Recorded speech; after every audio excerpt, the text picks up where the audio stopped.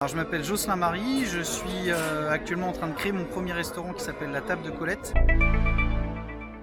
Il ouvre le 28 octobre et on aura 3 menus. On aura un menu à 39 en 3 temps, un menu à 59 en 5 temps et qui sera lui totalement éco-responsable et bas carbone, et un menu à 79 où là le choix s'est plutôt porté sur un vrai menu dégustation avec de la viande, du poisson et des légumes. Je suis l'ancien chef de l'hôtel de Vendôme et en gros j'ai fait quelques grands chefs.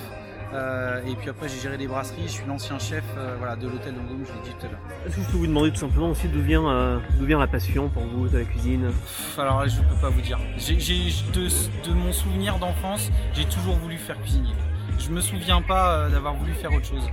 Et je pense que je suis fait pour ça. D'où ça vient, ça je peux pas vous dire. Après j'avais 2 grands-mères qui étaient très bonnes cuisinières. Il y en avait une qui avait une cuisine très bourgeoise et qui faisait vraiment les grands plats classiques, et une autre qui faisait une cuisine beaucoup plus de terroir, c'est-à-dire qu'ils avaient un verger, ils étaient autonomes, ils vivaient en autarcie du côté de Saint-Coulon, et qui m'a transmis vraiment cet amour du produit et cette cuisine simple finalement, juste des haricots verts, des fois avec du beurre, c'est très très bon si les haricots verts sont très bons.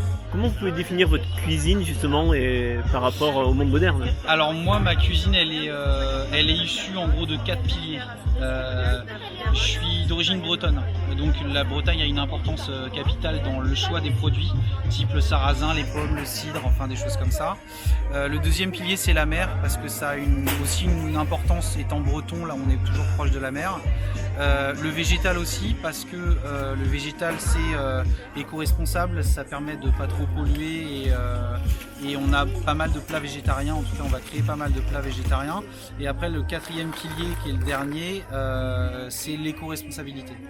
Et l'éco-responsabilité ça détermine beaucoup de choix de quantité, de grammage, de produits, c'est-à-dire moins de viande, plus de légumes, plus de poissons, et du coup c'est vrai que ça change la conception d'un plat. Est-ce que vous avez des fournisseurs vous privilégiez ou pour quelqu'un au quotidien, où faire ses courses, ou acheter des bons produits?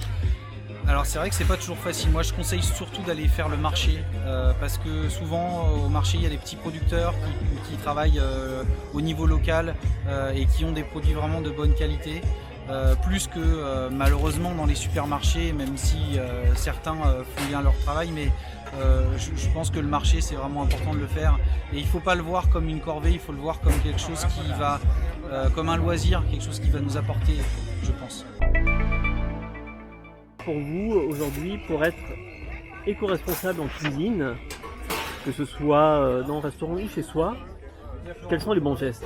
Non mais attends, Vous préparez, c'est trop. non mais c'est pas comme ça qu'il faut poser la question. Ah. Non mais tu peux garder ma réponse.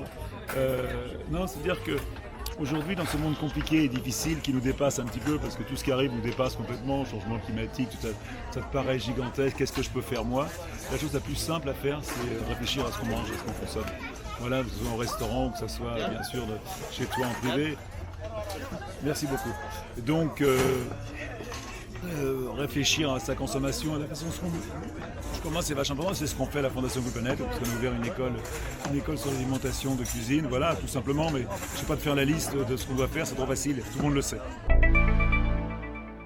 Alors c'est très simple, on a commencé par récupérer le zeste du citron vert, en pelant le citron vert, on a récupéré les segments à l'intérieur. Après on a fait une crème montée avec temps pour temps de crème liquide et de mascarpone avec un peu de sucre glace.